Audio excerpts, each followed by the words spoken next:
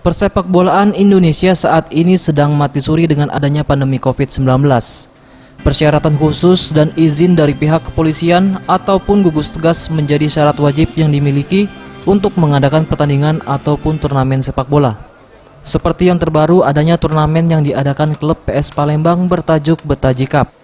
Ketua Umum Askot PSSI Kota Palembang Ansori Thohir yang turut hadir dalam pembukaan turnamen Betaji Cup mengatakan, turnamen yang diselenggarakan ini sudah mengantongi izin dari kepolisian juga gugus tugas COVID-19. Selain itu juga tetap dengan prokes yang ketat.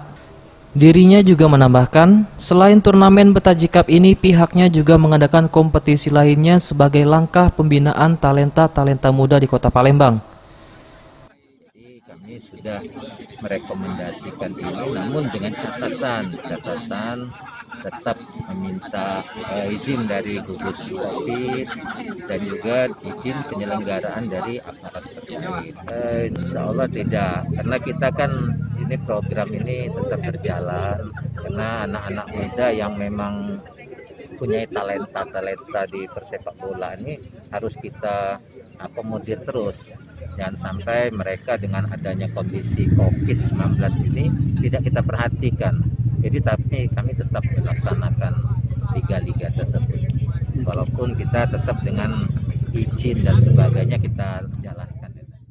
Eza PM, Sriwijaya TV.